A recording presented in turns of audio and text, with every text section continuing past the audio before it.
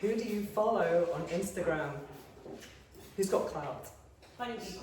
Who? Funny people. Funny people. Any names? Okay, Mirio, who's into personal development? Who do you follow? Who do I follow on Instagram? Yeah. I'm not a big Instagrammer. Who do I follow on Instagram? Maybe my friends and people I know. I don't really follow people I don't know. That I do more on LinkedIn. Okay. Anyone else? Chefs. Chefs. Okay, interesting. Businesswomen. Businesswomen. Okay, love that. Love that. Oh yeah. Timothy Shalom.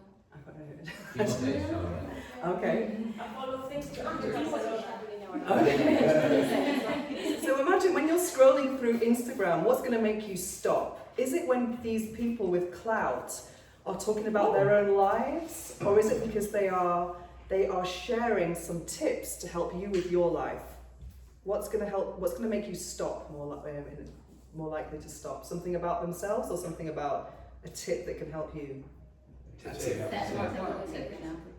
Okay, amazing. So that's why my gift to you is this speech. Because I noticed I'm a content creator and I'm really into storytelling, but recently I've started to become a bit disappointed or disillusioned with the whole notion of storytelling.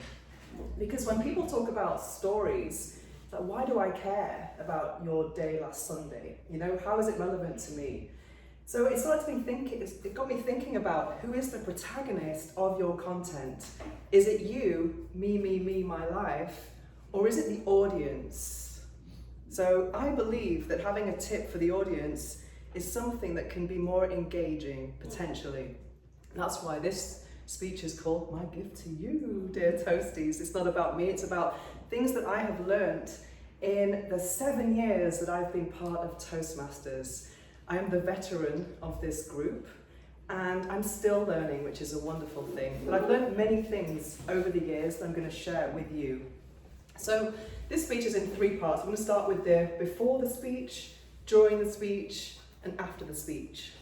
So before the speech, we have to think about a topic, we have to write the speech, and then learn the speech. And what I've learned in that process over the years is that when I was starting out, I wanted to put a lot of information into this speech.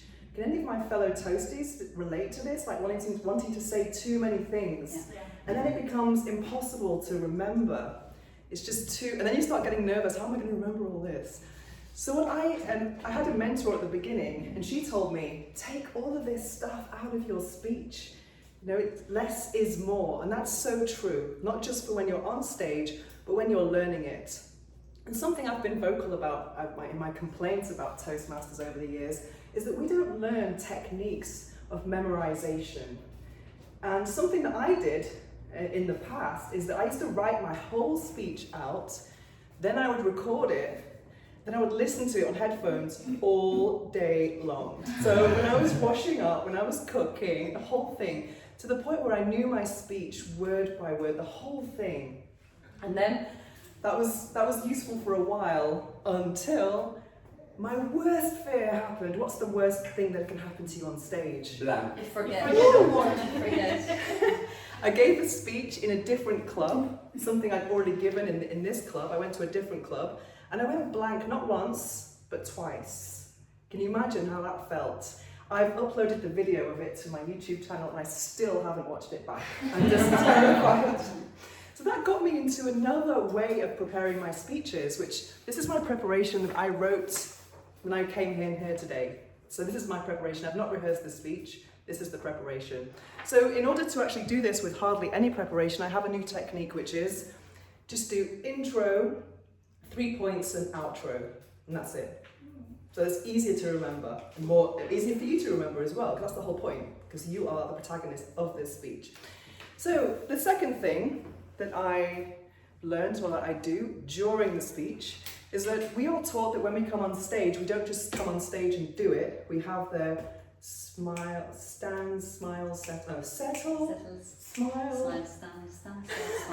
The 3 S's, I can't remember what they are. But basically, come on stage, get some eye contact, a bit of a smile, wait, and then we start. So that's what I tried to do today. We'll see it back in the video if I manage to do that.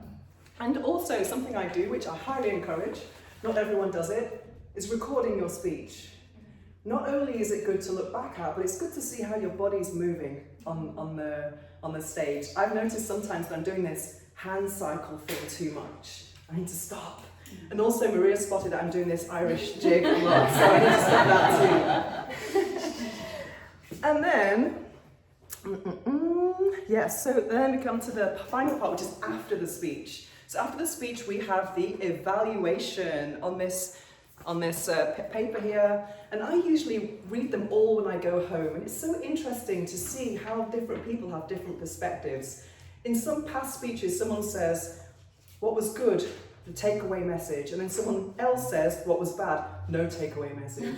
So it goes to show that the evaluation is just a personal opinion, and you have to take from it what resonates with you, what resonates with the type of speaker that you want to become. Everyone calls me out on my vocal variety, and I do not care about vocal variety. So just in case you want to put me on a 3 or something vocal variety, that's not something I look at personally. So then the evaluation is something I take with a pinch of salt, because I know my goals, but of course it's very interesting to see how others perceive your speech. And then I put this video on LinkedIn and on YouTube so that international toasties can give me their evaluation as well.